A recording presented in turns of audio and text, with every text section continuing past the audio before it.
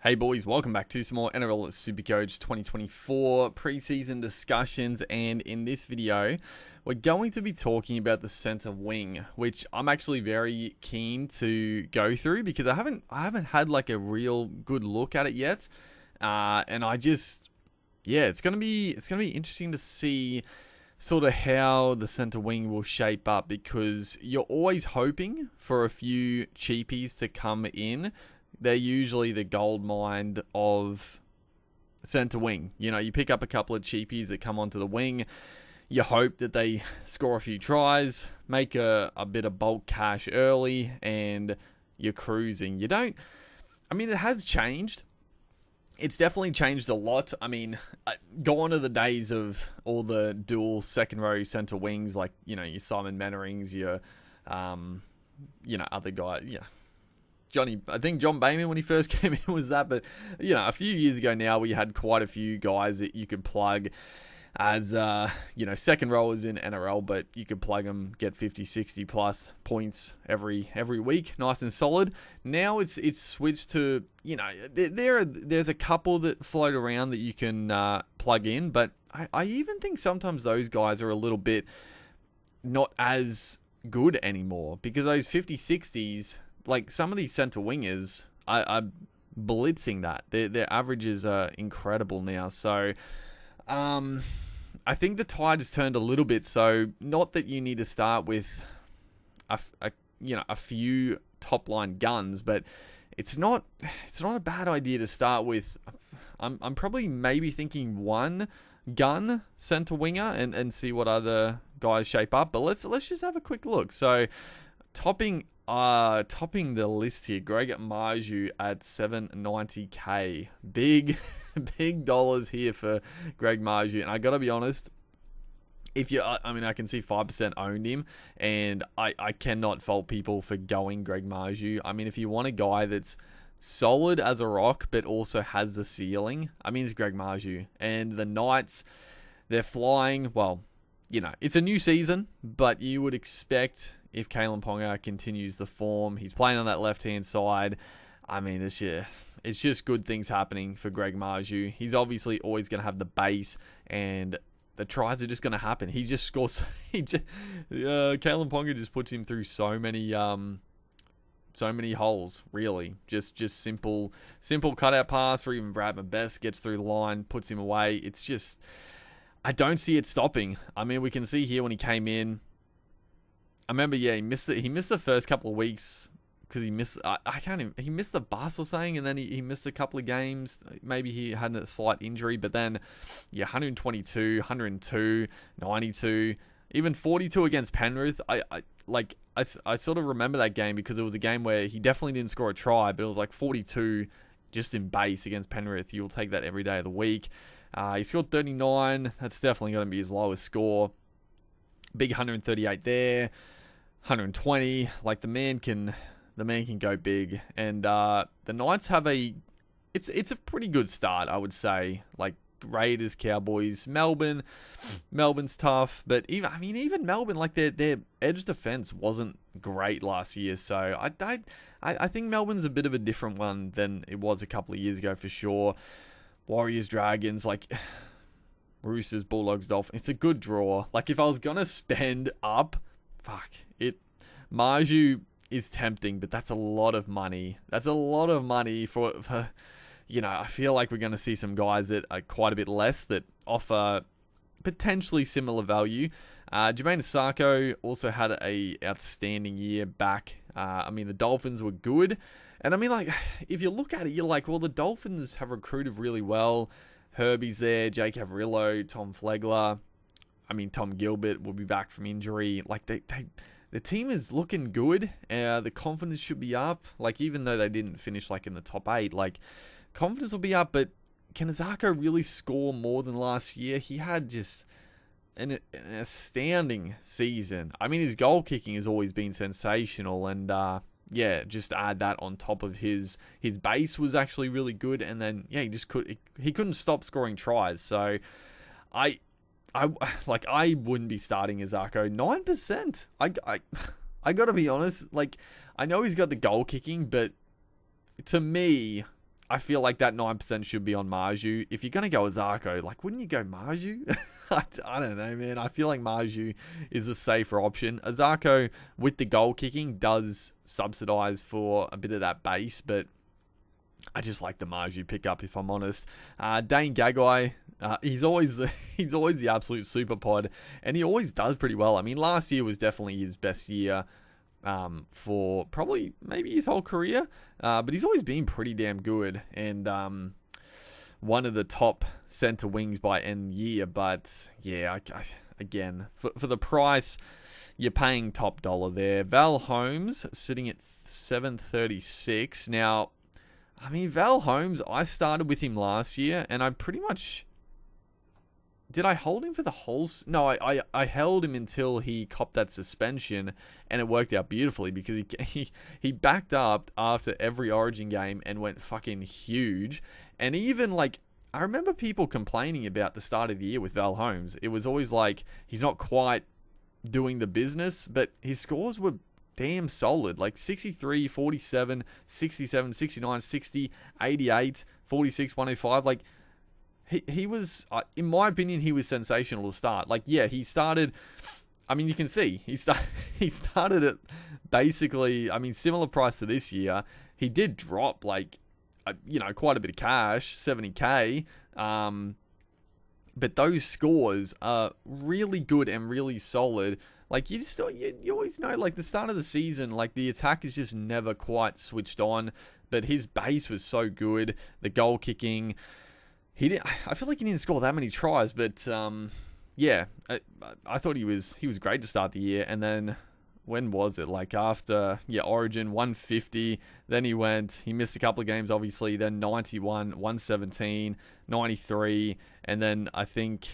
That's when he got sin bin twice in a row. That's right. He got sin bin this game, didn't score a try or anything. He still scored 50 points, and then unfortunately Gold Coast game, that's a game where you're like, oh, he could go big here. He got sin bin again, and then missed the rest of the season. So it was looking so good for Holmes, and then he sort of dipped away. But it does leave his price not sky high, which is nice. And again, if I'm looking him or Marju, like, what was their draw? I know that the Cowboys have a good draw again, similar to last year. Yeah, Dolphins, Newcastle, Dragons, Broncos, Gold Coast, Parramatta, Sharks. It is a good draw, and Val Holmes is pretty matchup proof, I would say. So and I'm looking Val Holmes or Marju. That's a tough one. Or Val Holmes and Zarko. I got to say, I would rather Val Holmes over Zarko. Val Holmes or Marju, you are saving. It's not a lot of money, but it could be substantial. But I just don't know with the other players that I'm wanting to pick up if I can afford to go someone at that price to start the year. So it's gonna be a tricky one. I guess, again, depending on what other cheapies pop up, obviously. Ruben Garrick, the next man here, 10% own him, which is very high. I am one of them at the moment, but obviously the fact he's playing center, I know, like, he obviously scored, he got like 160. I put the captaincy on him. Actually, I put the vice captaincy on him that week when he was playing center, and it was fucking beautiful. Because no one else did. Well, not many people, because he's playing center. So I know that was there, and maybe people are looking at that, but I do think... I mean, honestly, I'm sort of on the mindset that I don't think his scoring is going to be that much different to on the wing. Like, yeah, he might score a few less tries, but his base will be up playing in the centers. So I don't know. I'm probably not going to start Garrick. Although, again, like, Garrick to me is so tempting.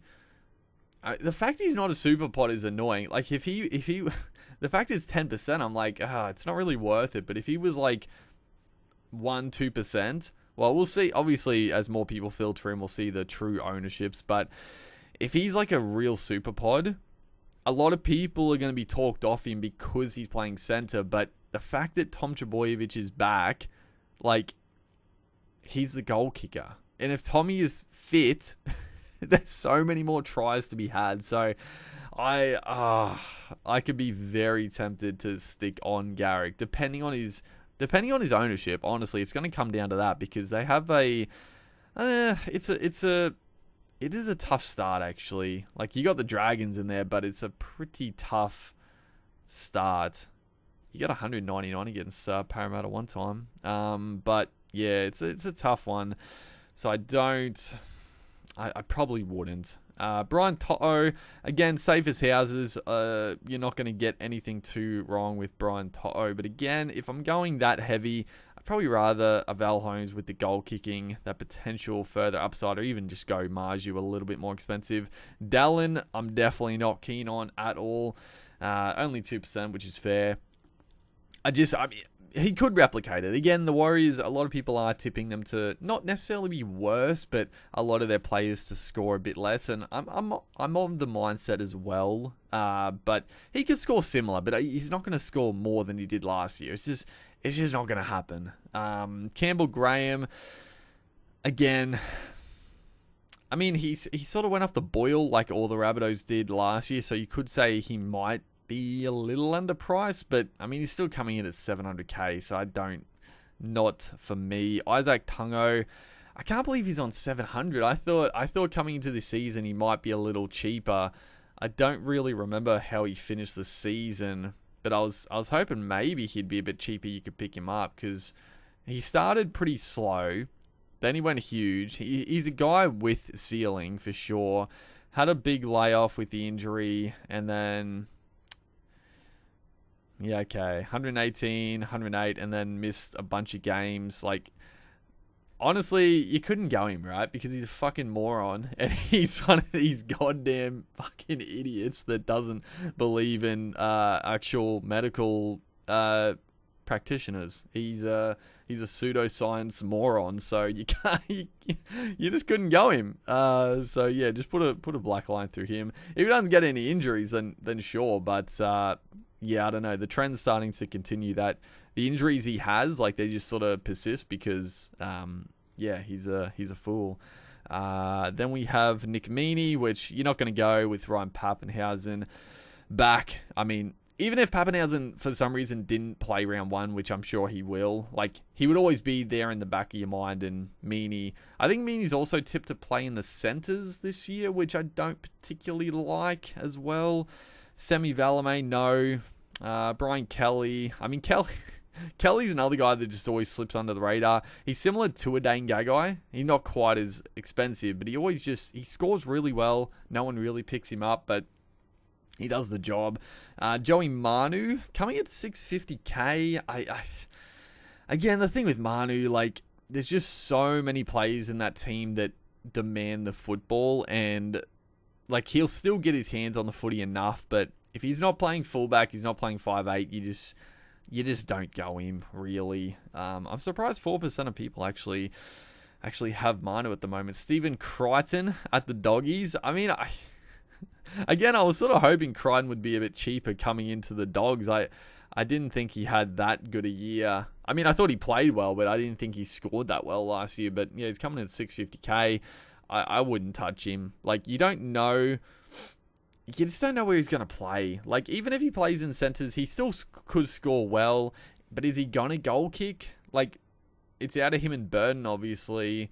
I mean, Crichton, I would say, is a better goal kicker. But, I mean, the fact that it has been Burton's, Burton's he's one of the linchpins there. Is he going to give up the goal kicking? I don't know. I don't know how that's going to play out. So if he doesn't have goal kicking, it's a huge minus. And then he could play fullback. If he plays fullback, is he going to score that much better than a 60? He could. He is a ball hog, so I don't know. If you see him and he plays fullback and he's really involved, he could be a decent pickup for sure in centre wing, but we just don't know how they're going to shape up at the moment. I think a lot of people are tipping him to play in the centres as well, so I wouldn't go near it. Dom Young, 9%. I mean, people are interested. I'm interested. It's just, again, you might look at it like, I know the Knights finished better than the Roosters last year, but it is still sort of, it still rings true that going from the Knights to the Roosters on paper do have a better team than the Knights, I would say. No discredit to the Knights, they're looking really good, but the Roosters, a fully fit Roosters team is very strong.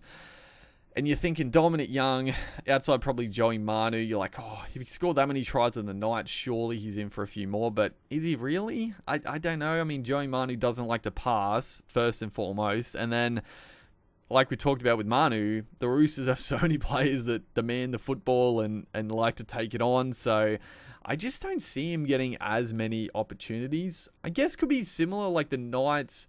He was playing on the right-hand side last year.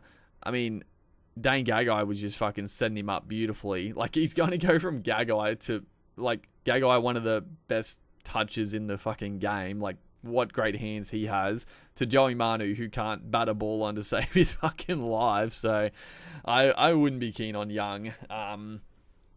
Yeah, I don't know. He got, like, I wouldn't be shocked to see him be the top scorer this year. But, not point scorer, but top try scorer.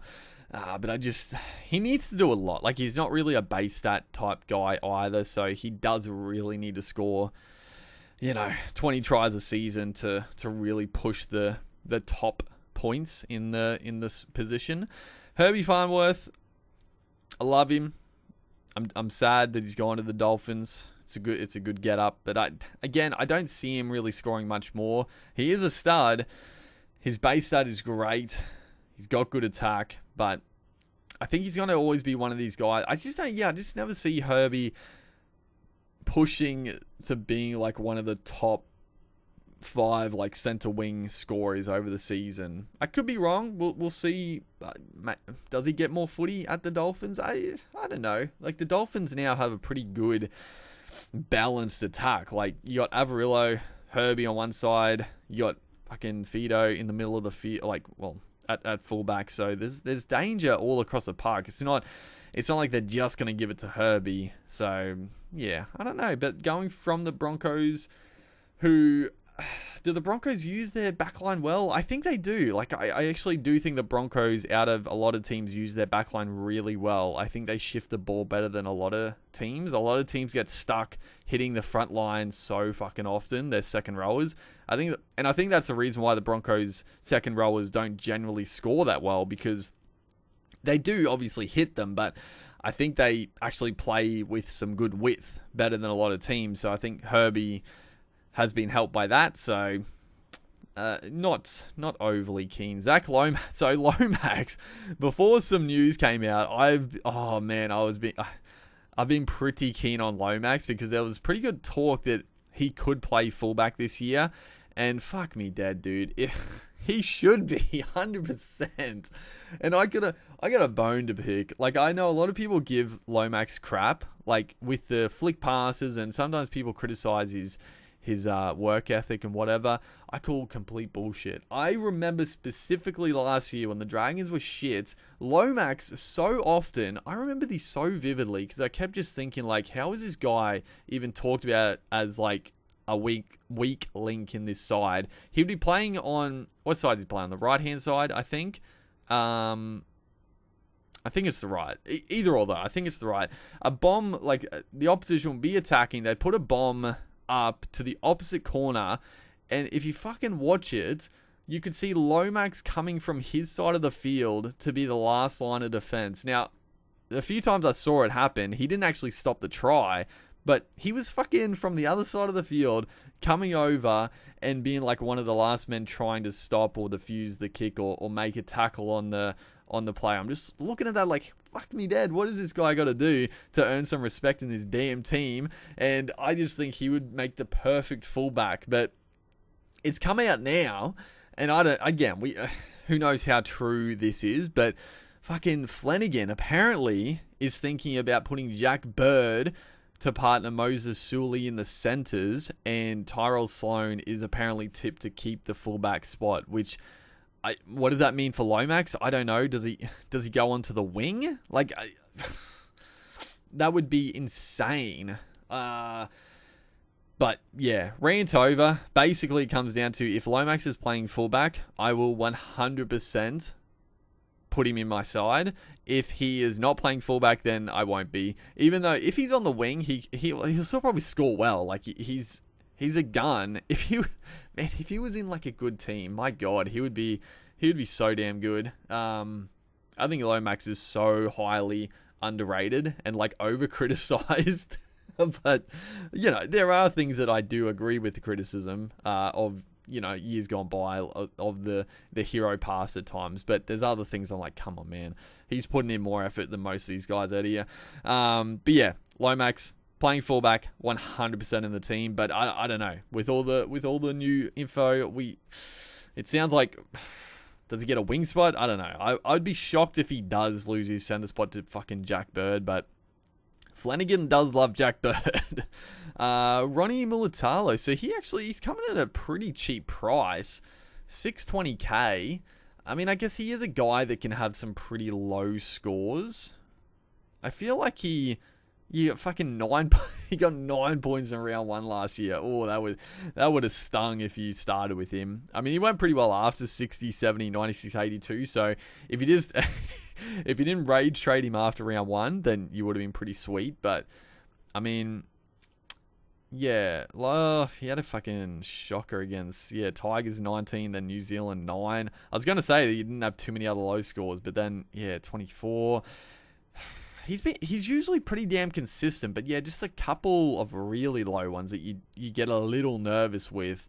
Honestly, the fact that he's got like 3, or he's got 4, counting the 24 really low scores, it does sort of just it scares you off starting with him. Even at 600K, I think is pretty good. The next guy, Bradman Best, I'm actually honestly all 3 of these guys, Best, Suali'i, and Jacob Kiraz. I'm keen on one of these guys potentially, but again, if I look at it, if I'm gonna buy one of these premiums, am I gonna buy one of these guys at 600K, or do I just spend the extra 100K on Ruben Garrick or a Val Holmes for that matter? Again, if you got 100K, it is quite a bit. So if you don't have the cash and you got to settle for a 600K guy, I don't hate it. But Best, I mean, again, I feel like there's going to be a year where he just explodes and averages like that 70 to 80. It hasn't happened yet, but man, he's just got like, I always look at him, I'm like, surely his base is better than that. Like it's fine, but yeah, too many like 30, 38, 32, 30, 39. There's just too many like low mid scores. It just, yeah, even outside of Ponga. I guess Ponga was missing.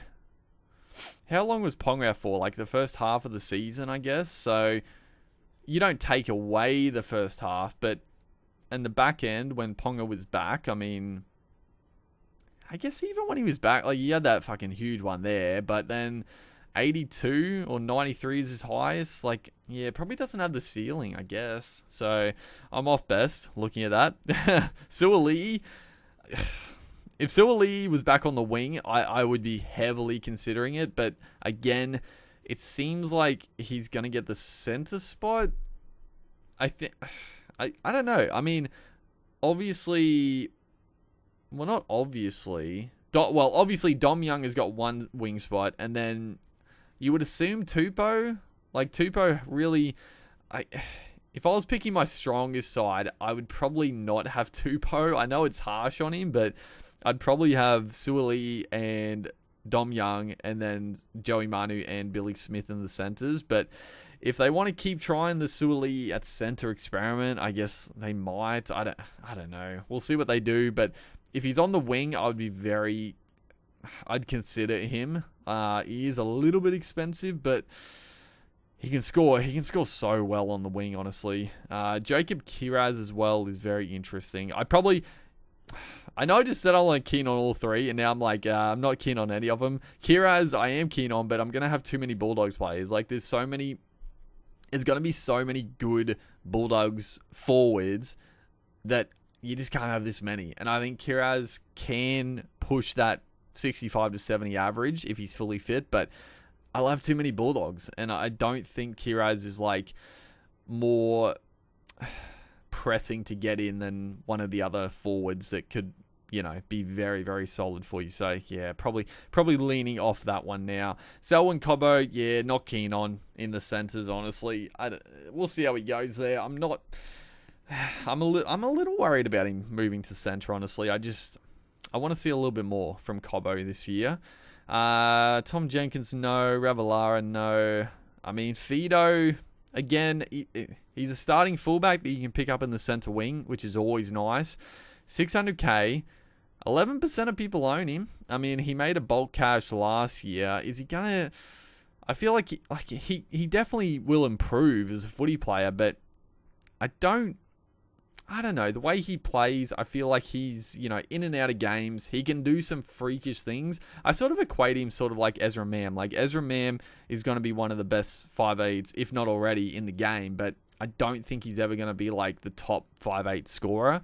I sort of think Hamiso is going to be that sort of mold as well. Like, he does some freakish things. He looks incredible on the field, but I just never think he's going to really reach that height. And the fact he's coming in at 600k, I don't think he's going to really push that to the next level. I could be totally wrong. Don't get me wrong. But personally, I'm not seeing that from him. I guess I was wrong. I mean, I was keen to start him last year, but I just didn't. There were like so many good. I feel like last year there were so many good, like, cheap to mid-range options. I mean, Charnsey was like 300. Like, fuck, there was so many of them that you could pick up. So this year it's a little bit more tricky. Alex Johnston is coming in pretty cheap, but you just don't start him. Matt Timoko, I love Timoko. I do think Timoko is a guy that could come out and go bang one year. He just, every time I watch him, he's one of my favorite players. He looks so damn good out there. He's so strong, but I don't know. I'm just not that keen on the Raiders. Like, their halves just don't really fill me with that much confidence that they're going to get him in great, like, positioning, in my opinion. So I just can't go there. Tolatau, Kola, I mean, we'll look at his scores. I don't think you'd start him. Like, his average is so skyrocketed from okay, we're back. For what? Fucking the goddamn thing won't load. I don't know. The Supercoach site is sometimes pretty shit, so it's fine. And I couldn't think of fucking Olakwatu, dude. I couldn't. The damn thing wouldn't load. It was fucking flooding my brain. So that was very annoying. But yeah, Tolatau, Kola, honestly, not really keen on at all. Not really keen on at all with Kola. He's just skyrocketed with those last couple of games at fullback. I mean, yeah, I think he will get better. And again, with Tommy Trbojevic fit, he'll see better footy. But yeah, I think the price is too high there. Going down. Anyone stand out? I mean, Sifa Talakai is coming in 570. Yeah, not too keen. There's Jack Bird. He's got the dual second row centre wing, but yeah, just not anything too. So Daniel Tupou, I was wondering where Tupou was. 558k for Daniel Tupou. Is it gonna load now? Because I'd like to see. Okay, it did load. I'd like to see what did he go last year? I feel like, yeah, he just had a lot of. Well, that one he got injured, so 33. But then 28, 33, fucking. Yeah, very un-Daniel Tupou-like. He had a couple of big ones, obviously, and then 33 against the Titans.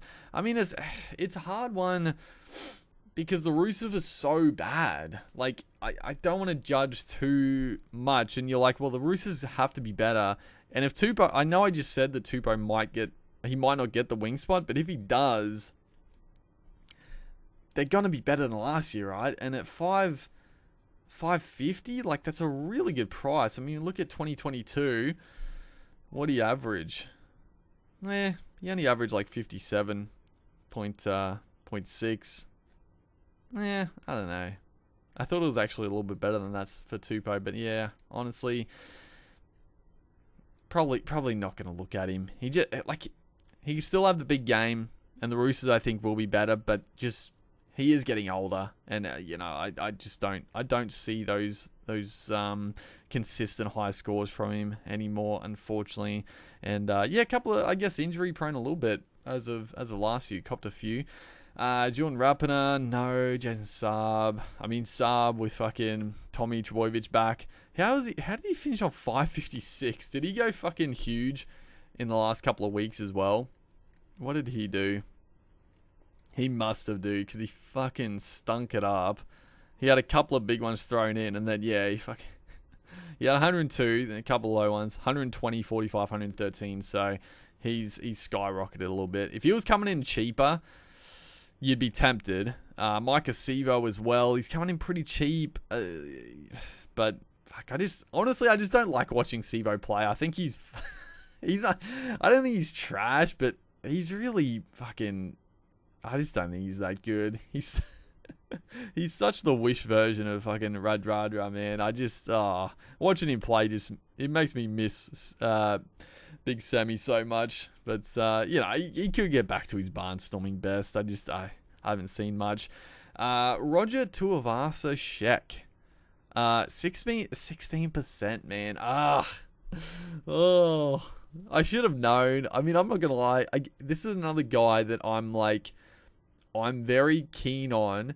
I know a lot of podcasters and stuff. I've heard a few people mention or skip over him. Pretty much when he comes up, it's no, not worth it, and just skip over him. I'm like, fuck, I'm keen as. But 16%, yeah, I know a lot of general public people are gonna pick him up because he's coming back, and he was so good at fullback, obviously, for a number of years. But I'm keen on him just because I think the Warriors will still be good, and Sean Johnson back at his best. The attack was looking slick. Tuivasa-Sheck, he's not going to play fullback, but he's priced well under what he has before, and his base is going to be really good. I would be shocked if Roger Tuivasa-Sheck is not basing similar to what he did at fullback. He probably won't be quite as much. He won't have as many runs, but if he isn't hunting around the field, getting in a dummy half and running the ball consistently, I'll be shocked. So, in my opinion, Roger Tuivasa-Sheck, at worst, he's going to average what he's priced at, basically. But yeah, back to... I had to pause for a second there. But yeah, back to Tuivasa-Sheck. What was I saying? Yeah, basically, I think worst case scenario, he is going to average pretty much what he's priced at, which I think is fine. And then I just think I'm very keen on starting him, but the problem is that he's not going to be a pod, even though I think most people in the sphere are not really talking about him, or at least they're pretty much saying don't start him, which I'm fuck, I'm keen. I'm actually very keen on Tuivasa-Sheck, but we'll see how it shapes up. I just think they would be mad not to use him as a rover, and I wouldn't be shocked to see during the game him and Chansey switching at times. So we'll see how it shapes up. Katoni, no.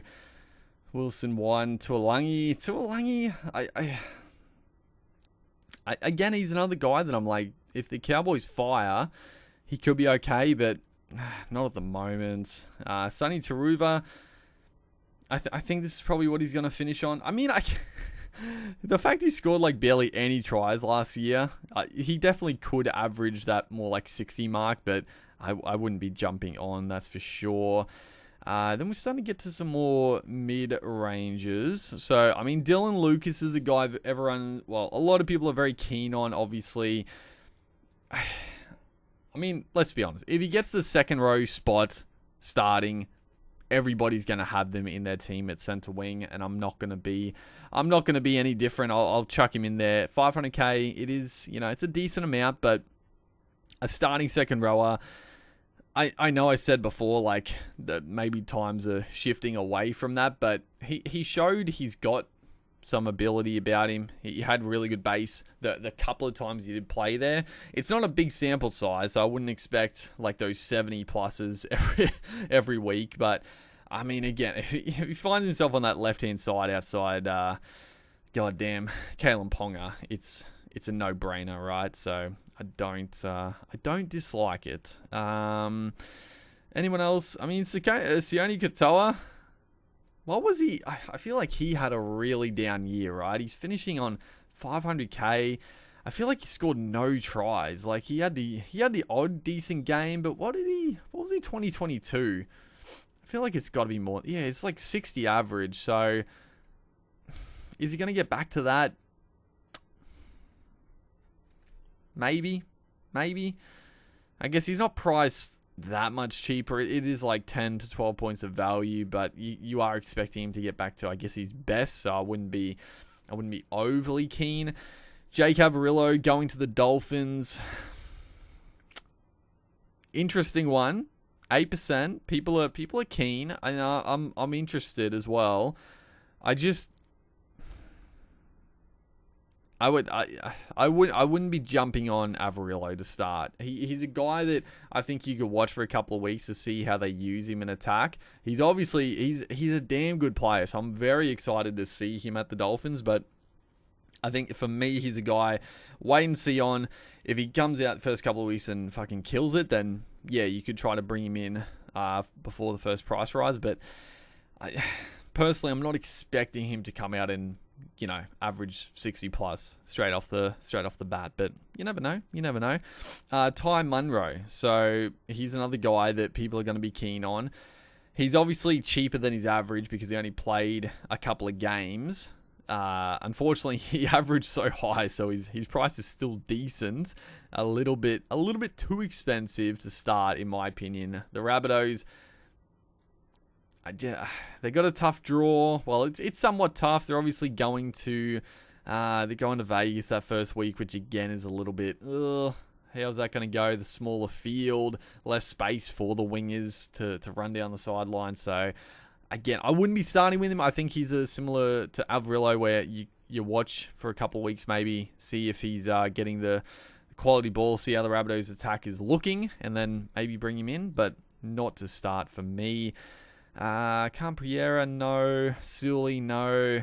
Dan Russell, I mean, he's another guy that if he does he's decent. He's a decent footy player. Does he get that 80-minute second row spot again? Like, I know the Dragons forward pack is not great, but if he does at 480k, I don't hate it. I don't love it either. Because what did he averaged 47, but were they all... Surely they weren't all 80-minute games, right? Yeah, he had a 45. Yeah, they pretty much were. Like, only that one, which does decrease the average. So all the other ones, 43, 44, 68, 42, 45. Yeah, I think they're all around that 40 to 50. Probably like 45, 50 is probably average from that. So I wouldn't be that keen on Dan Russell, even if he got the spot. Jackson Paulo, maybe one to keep an eye on. Again, with a fully fit Tommy Trbojevic, if he gets the wing spot. He's a little bit expensive, which is annoying. I probably wouldn't want to go that expensive unless you're going like a premium. You'd want to save a bit more cash, but if Tommy's firing, then any of these guys can be huge. Going down, Zach Laybutt is also a... man, he's so annoying. He played 4 games, he killed it, averaged 57, so he's priced at 465, which again is undervalued potentially, but it's a small sample size, and just that, it's an awkward price, 465 for a center for sure. So, I can see people being keen on him, but I don't think I would start. Taylor May for me is a lock, and most other people 35%. This is why I'm like, I know he is quite a bit cheaper than Roger. Roger's 540, so he is quite a bit more expensive. But for me, he's similar to Roger, where he's coming from the wing, where his base was incredible. I expect the base to still be incredible at center. Obviously, the Panthers would you say the Panthers are a great attacking team? I mean, they are in a way, but they don't necessarily put like big scores on teams that often. They're not like the Storm of a couple of years ago. Even the Broncos last year, I feel like their attack was probably slicker. So I don't necessarily see May going crazy, but I feel like for people to be that keen on Taylor May and then that dismissive of Roger, I think is a little bit strange, because I think Roger in that Warriors side is going to be very attacking. Defensively, nowhere near as good, but I think attacking, it could be way up there. So I like Taylor May and Roger. Obviously, pretty expensive to go both, but you never know. But for me, Taylor May, I am pretty keen on. He's pretty locked in. He was so good a couple of years ago, and I don't expect his base to really drop in that side. They just rely so heavily on their outside backs that it's going to continue. Who else have we got? Anyone of interest? Not yet. I mean, Anari Tuala. I think Tuala is potentially tipped to get the spot from Dom Young on the wing. I know you look at Dom Young and he's fucking like 600, 700k.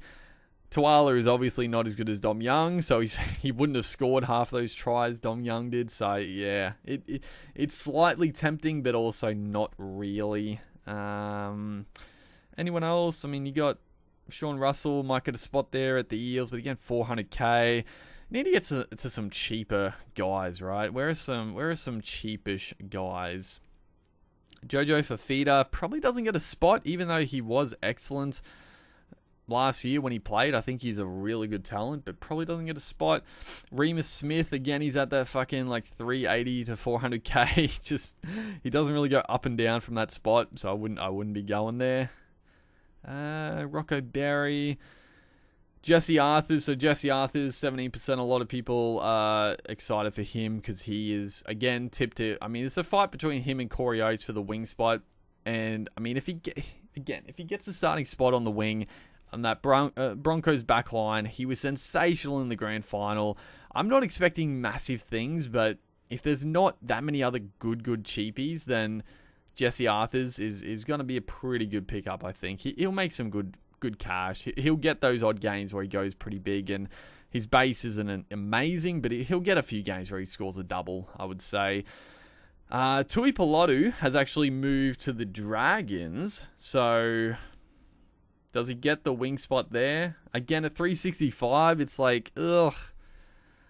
And on the Dragons, if he was outside of Zach Lomax, which he won't be because that's Ravalaра's spot, but if he was, maybe, but I just wouldn't be that keen on Tui Pelotu. Like, he's a guy with good base. Like, a couple of years ago, he was very good. Scoring, his average was great. I feel like he's up like 500k or so. Vilea, I guess he's in a battle probably for Zach Labart for that center spot. Personally, I think Zach Labart surely gets the spot. I mean, Vilea is a good young player as well, but I mean, Zach Labart's very good. I guess as super coaches, we're probably hoping Vilea gets it at 357k. It's not bad.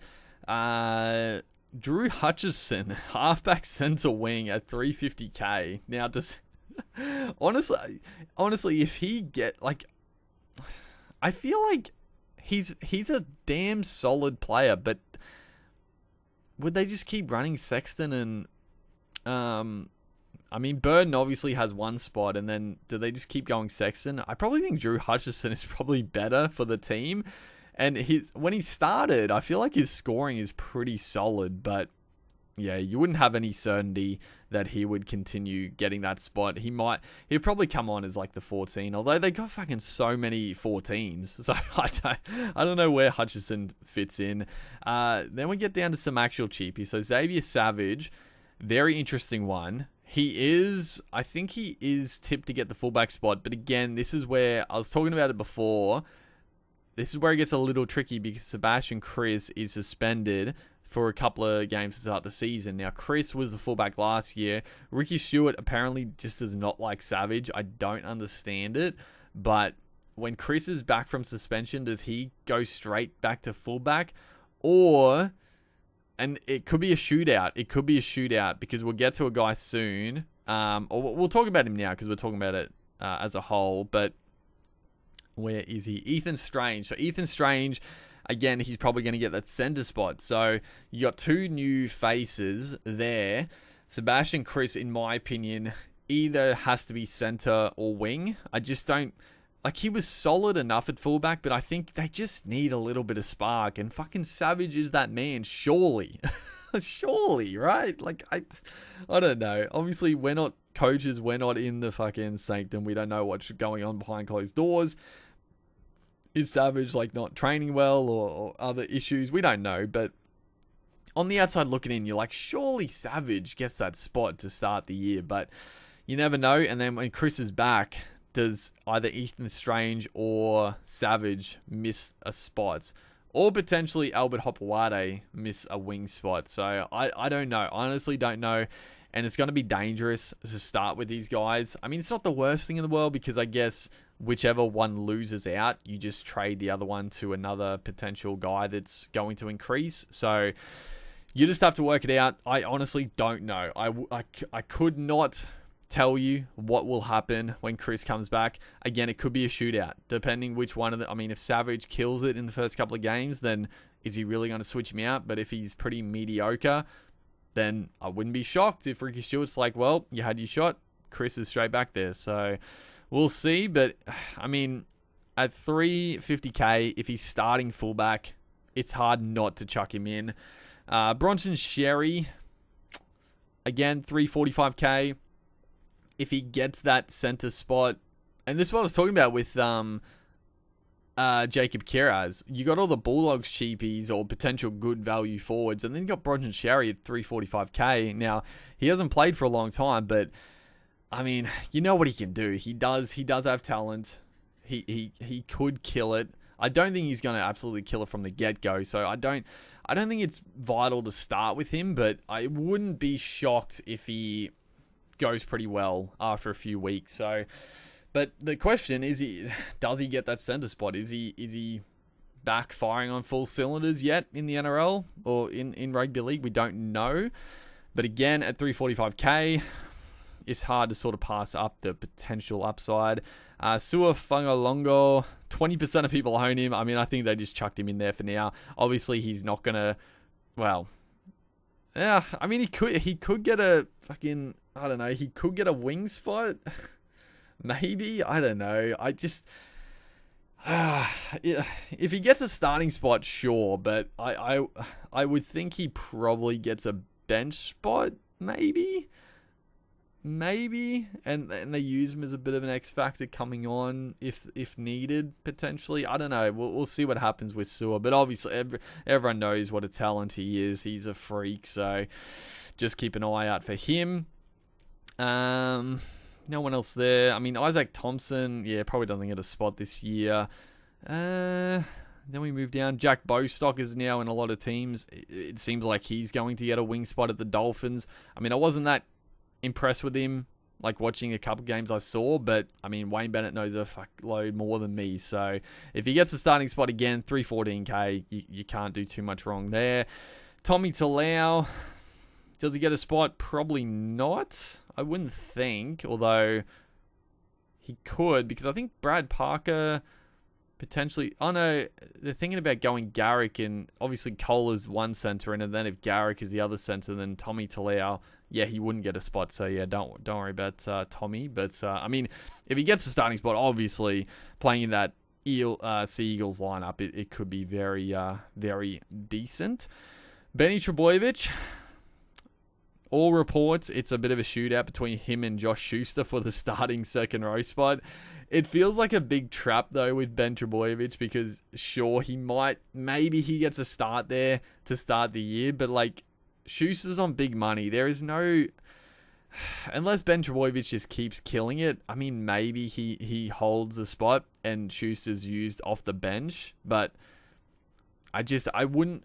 I've got him in the team for now just because he's dual and he's cheap, but I feel like he is a potential trap. But to start the year, it's not the worst thing just to chuck him in depending where he is. Even if he gets a bench spot, he might get some decent minutes. I don't know. But, we got a few cheapies coming up, so you probably don't need to start with Ben Trebojevic, depending on the money situation. Nick Kotrick. Fucking Nick Kotrick at 274k. Now, does he get the other wing spot? Again, the Raiders backline, fuck, who knows when it's all fully back, but man, he used to be good. I can see 7% of people and I'm like, I get it. Like, he used to be like one of the base stat beasts, and, you know, he was never like, I never thought he was that good. I thought he was okay in the NRL, but Supercoach wise, he was one of the most consistent. But since going to the Dogs and then coming back, like he's fallen off a cliff. But I don't know, if you can get back to a little bit of form, like 274 is not a bad price to start. Then Ethan Strange, we talked about again. If he gets the starting spot, you sort of have to start him. Harley Smith-Shields, also a cheapie at the Titans, but there's no way he gets a spot in that Titans back line the more you look at it. Jed Cartwright, a signing from the Knights. I maybe he gets a bench spot. Dual second row centre wing. Again, it's nice, but does he get many minutes? Robert Derby, interesting one to keep an eye on. He's a really good player. The wing spot is sort of down to probably him, Valame, and Kyle Felt. Personally, I think Valame deserves a spot, and then probably Derby. I think Felt is... I wouldn't be shocked, even though I said he was third on the list. I wouldn't be shocked to see Kyle Felt line up there to start the season just because of the experience and whatnot. But I feel like his time has come, and Valame was great, and I think Robert Derby is potentially the future there. So one to keep an eye on for sure at like an actual cheapy price. Hayes Dunster, also one to keep an eye on, but I don't think he has a spot there.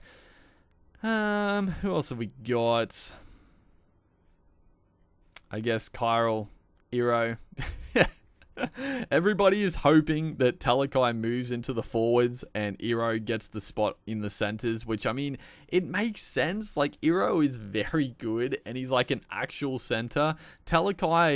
I think Talakai is sometimes overly criticized. Like, I think he's done a great job in the centers, but personally, I think it's time for the Sharks to do something different and actually put a genuine, like, game breaker center out there, and Talakai used either on the edge or through the middle, I think is very good. So will it happen? Who knows? But obviously Iro, if he gets a spot, everybody's going to own him. So you got to jump on. Who else have we got? I mean, Sione Fainu, good young player. Chevy Stewart, so 30% of people own Chevy Stewart.